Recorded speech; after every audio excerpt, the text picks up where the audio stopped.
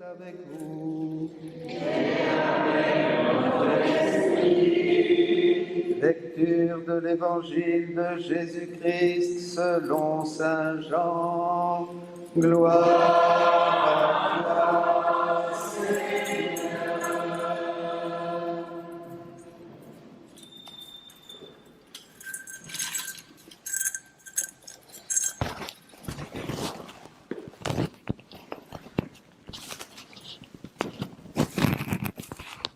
En ce temps-là, Jésus disait à ses disciples, « Quand viendra le défenseur, que je vous enverrai d'auprès du Père, lui l'Esprit de vérité qui procède du Père, il rendra témoignage en ma faveur. Et vous aussi, vous allez rendre témoignage, car vous êtes avec moi depuis le commencement. J'ai encore beaucoup de choses à vous dire, mais pour l'instant, vous ne pouvez pas les porter. Quand il viendra, lui, l'Esprit de vérité, il vous conduira dans la vérité tout entière. En effet, ce qu'il dira ne viendra pas de lui-même, mais ce qu'il aura entendu, il le dira. Et ce qui va venir, il vous le fera connaître. Lui me glorifiera, car il recevra ce qui vient de moi, pour vous le faire connaître. Tout ce que possède le Père est à moi.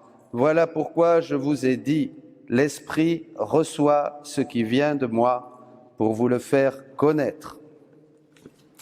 Acclamons la parole de Dieu. Louange à toi, Seigneur Jésus. Alléluia. Alléluia, Alléluia, Alléluia, Alléluia, Alléluia, Alléluia. Amen. Gloire à toi, Seigneur, pour ta parole. Elle est puissante, la parole de Dieu. Elle est pleine d'esprit. Quand Dieu parle, il touche les cœurs. Quand le Saint-Esprit est descendu sur les apôtres, eux qui étaient pleins de peur, je vous disais, ils sont devenus des hommes et des témoins du Christ par la puissance de l'Esprit Saint. Alors, est-ce que vous voulez voir ce que fait l'Esprit Saint ? Est-ce que c'est parce que ça paraît comme ça, hein, quelque chose de très abstrait? Eh bien, je vais vous inviter providentiellement à écouter notre ami Jean. Viens. J'ai connu Jean aujourd'hui. Il est venu à la messe la semaine dernière et on a échangé 2 mots. Et aujourd'hui, il est venu et j'étais très occupé. Et il insistait pour me voir et il m'a partagé son histoire avec Jésus. Voilà. Dis-leur à tes frères. Bonjour tout le monde. Donc voilà, je m'appelle Jean, je vais avoir 24 ans, tout jeune. Et... Plus fort. Plus fort. Voilà. Là. Ouais. Et voilà, donc je suis né dans une famille modeste, de classe moyenne. Mon histoire n'est pas compliquée à raconter. J'étais profondément anti-chrétien.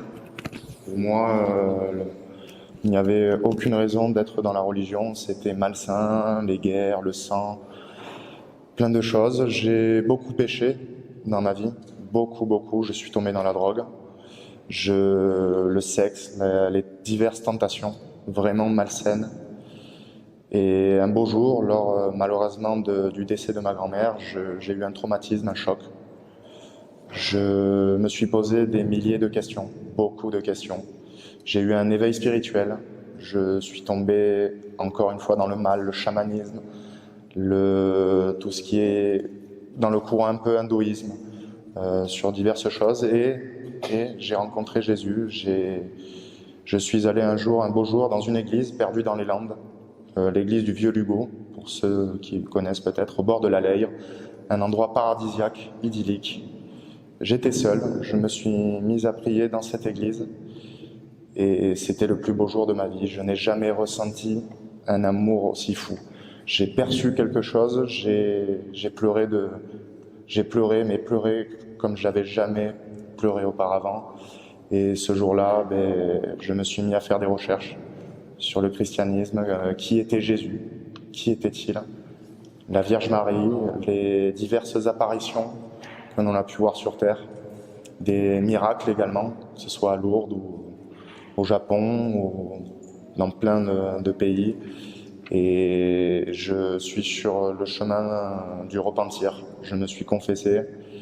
Je vais avoir 24 ans comme je vous ai dit, je n'ai jamais été communié et je vais faire ma communion cette année ou l'année prochaine. Voilà. Que Dieu vous bénisse. Merci.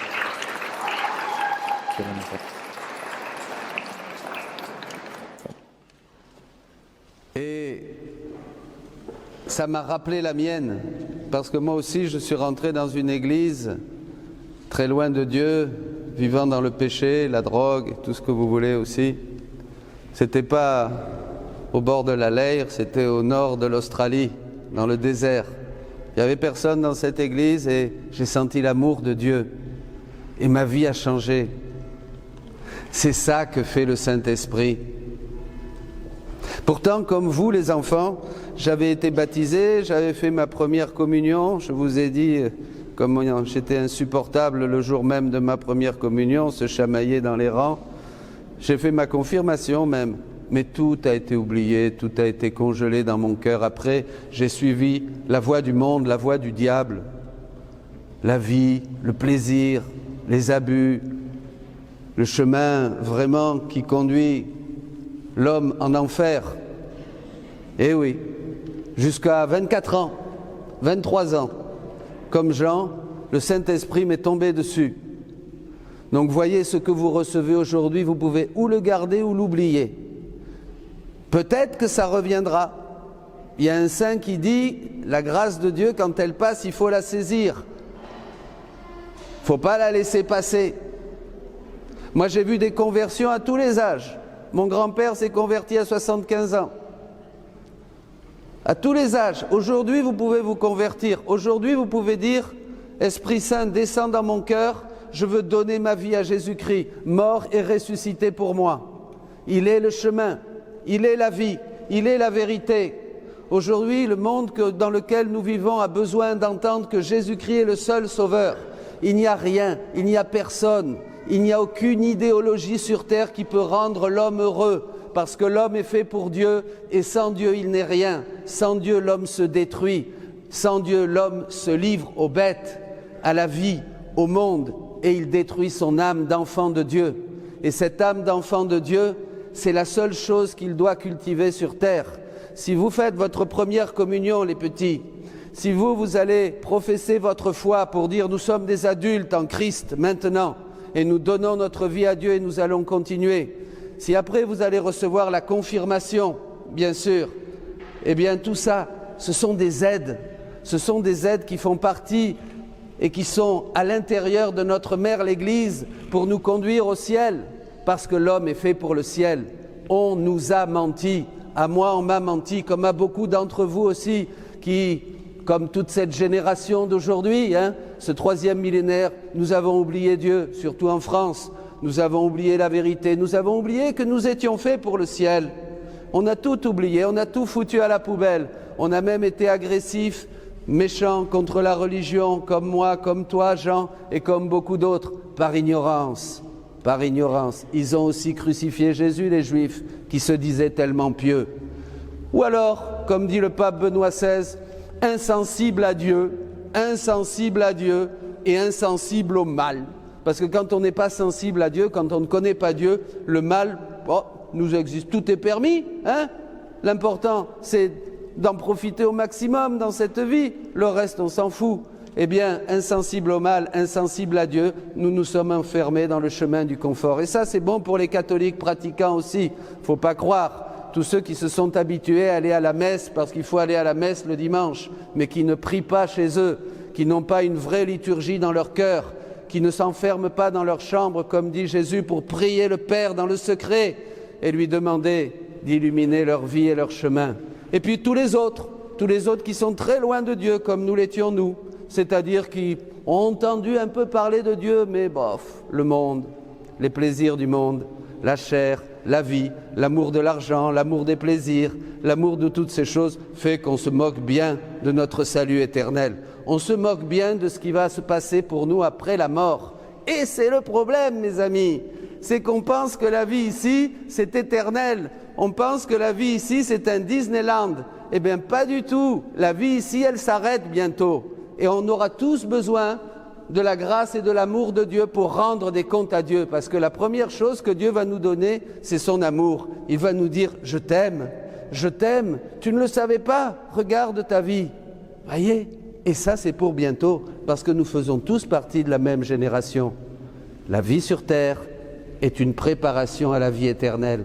Pour nous aider, Dieu vous donne l'Eucharistie, le corps et le sang du Christ, que pour recevoir, il faut d'abord avoir fait sa première communion, il faut s'être confessé. C'est beau ce témoignage, tu vas aller te confesser, tu es avec ton curé et bientôt tu vas recevoir Jésus, recevoir le corps et le sang du Christ. Voyez, pour continuer. Et vous allez continuer vers la confirmation, parce que vous êtes maintenant jeune, mais on ne sait pas ce qui peut se passer dans votre vie. À n'importe quel moment, vous savez, on peut dévier du bon chemin. On peut être sur un chemin comme ça, par habitude, par tranquillité, sans être bien méchant, sans faire de vilaines choses, mais enfin médiocre et dans le confort. Voilà. Et tout d'un coup, paf, quelque chose se passe.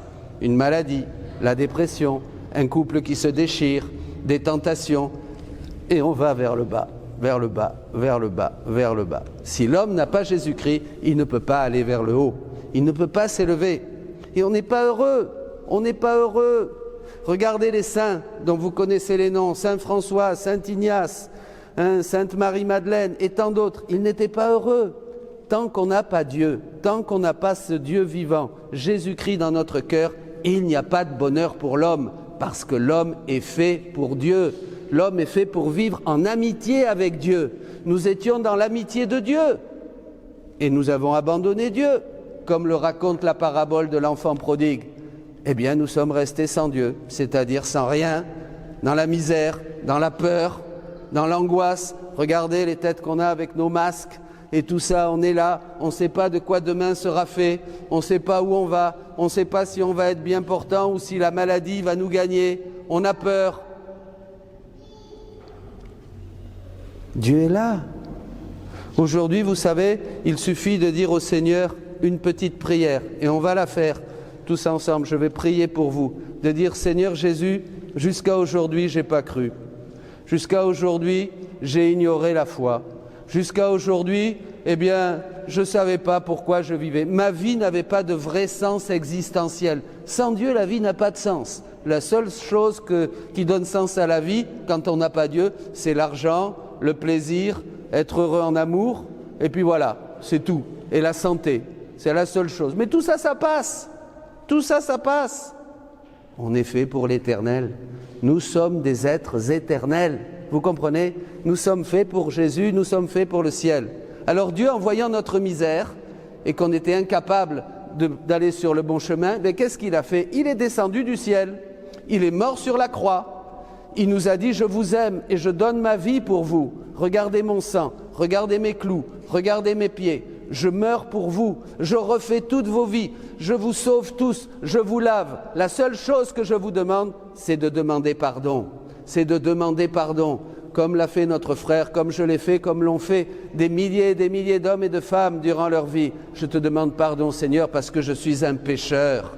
Je ne prie pas, je ne t'aime pas, et j'ai fait le mal, j'ai commis le mal, j'ai fait du mal à mon prochain, j'ai fait beaucoup de choses qui t'ont offensé. Le pardon, c'est ce qu'on appelle la conversion. Dieu touche notre cœur à travers une parole, comme quand tu es venu ici, tu as été touché, ton papa, ta famille, et tu as continué ton chemin vers Dieu. Voyez, c'est ça.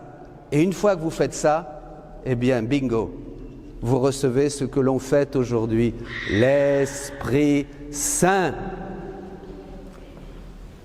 Ces gars qui ne connaissaient pas Dieu au début des Actes des Apôtres vont voir Pierre, ils étaient grecs, ils avaient entendu parler de Jésus, et ils disent, on veut nous aussi, qu'est-ce qu'on doit faire? Qu'est-ce qu'on doit faire? Et Saint Pierre leur dit, convertissez-vous, reconnaissez-vous pécheurs, faites-vous baptiser au nom de Jésus et vous recevrez le Saint-Esprit. Ça sera Pentecôte pour vous, vous comprenez? Eh bien aujourd'hui, je vous propose une prière simple pour tous, même pour vous qui êtes ici tous les dimanches à la messe. On a toujours besoin de se convertir, on a toujours besoin de demander pardon, on a toujours besoin d'aller plus loin avec Jésus, on a toujours besoin de recevoir davantage l'Esprit Saint dans nos vies. Vous les enfants aussi, vous commencez. Écoutez bien, c'est la dernière fois que je prêche dans cette paroisse, puisque en mois de septembre, je m'en vais. Et je suis content de cette dernière Pentecôte de vous dire la vérité, de vous dire ça, de vous dire que Dieu vous aime, de vous dire que le seul chemin qui conduit au ciel, c'est la conversion et c'est la foi en Jésus-Christ. Bien, je vous propose maintenant de rentrer dans votre cœur et d'être sincère 30 secondes. 30 secondes de sincérité, même si vous ne croyez pas, même si votre foi est très faible. Une petite seconde. 2 secondes, 3 secondes, 10 secondes de sincérité, comme ce saint, comment il s'appelle, dans le désert là, le siècle dernier s'est converti. Charles de Foucault, qui croyait en rien et qui faisait des abominables parties, je vous cache les détails, à Paris. Il a été devant le tabernacle. Il était au bout du rouleau, il croyait en rien, il était méchant, il était dans tous les vices et tous les péchés. Il a frappé sur le tabernacle. Et il a dit, Dieu, si tu existes, révèle-toi à moi. Et Dieu a touché son cœur. Il est devenu le fondateur des petits frères de l'Évangile, Charles de Foucault. Voilà, et il est mort martyr en Afrique du Nord. Voyez, ça marche. Si ça marche, vous avez tout gagné. Et si ce n'était pas vrai, vous n'avez rien perdu, vous pouvez continuer dans votre vie de péché. Pas vrai? Mais ça marche. Alors on va tous prier 2 minutes dans notre cœur. Voilà. On ferme les yeux. Et je demande au Saint-Esprit,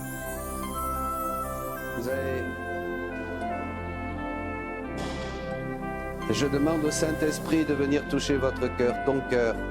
Ce qui s'est passé pour Jean, ce qui s'est passé pour Saint François, ce qui s'est passé pour Charles de Foucault, ce qui s'est passé pour Saint Ignace, ce qui s'est passé pour Marie-Madeleine, ce qui s'est passé pour Paul Claudel et pour tant d'autres. Que ça se passe pour toi. Que la lumière du Saint-Esprit, par les mérites de la mort de Jésus, de ses souffrances, par la prière de la Vierge Immaculée, que le Saint-Esprit touche ton cœur et qu'il te fasse voir que Jésus est le chemin du bonheur et la vérité qui rend libre et la vie en abondance qu'il nous a promis. Qu'au nom de Jésus maintenant, par la puissance de son sang, de sa mort sur la croix, je demande que le Seigneur vous libère de toutes vos attaches, de tous les liens mauvais, de tous les liens qui nous détruisent dans notre âme et dans notre corps, les liens avec le sexe, avec l'alcool, avec la drogue, avec le mensonge, les liens de violence, la haine, la méchanceté, la vengeance, la fraude, la malhonnêteté, toutes ces choses qui contaminent nos cœurs et nos vies et nous rendent pécheurs et mauvais. Nous ne sommes pas faits pour ça. Eh bien, je demande maintenant, si vous avez ces choses-là, vous pourrez aller les confesser, vous pourrez aller voir un prêtre, vous pourrez aller voir un prêtre pour lui dire « Je veux confesser toute ma vie de péché ». C'est la première chose qui se passe quand on se convertit. C'est ce qui s'est passé pour Jean, c'est ce qui s'est passé pour moi. En sortant de l'église, j'ai couru vers le presbytère et j'ai été voir le curé et je lui ai dit « Ma vie n'est qu'une poubelle. Je suis une poubelle de péché, de violence, de mensonges et de tout. J'en ai marre. » Il m'a dit, c'est le moment de te confesser. Il m'a confessé, il m'a donné un chapelet. J'ai pris une Bible et ma vie a changé. J'ai pris l'avion et je suis revenu en France. Aujourd'hui, vous savez que Dieu veut vous laver de vos péchés, vous demander, vous aimer, déverser en vous votre amour à travers ce sacrement si beau de la confession, de la réconciliation. Et après, troisième point, comme dit Saint Pierre, vous recevez l'Esprit Saint. Que l'Esprit Saint maintenant vous touche, qu'il vous remplisse de bonheur et d'amour, qu'il vous remplisse de joie, qu'il vous remplisse de toutes ces belles choses que seul Dieu peut faire dans un cœur. La paix, l'amour, la joie, la foi, l'humilité, la douceur, la maîtrise de soi. Nous l'avons écouté dans cette première lecture, dans cette deuxième lecture. Que les choses de la chair ne vous intéressent plus, Seulement Dieu. Dieu est votre tout. Dieu est votre bonheur. Qu'au nom de Jésus, le Saint-Esprit descende sur vous et vous remplisse de sa vie, de son amour et de sa paix.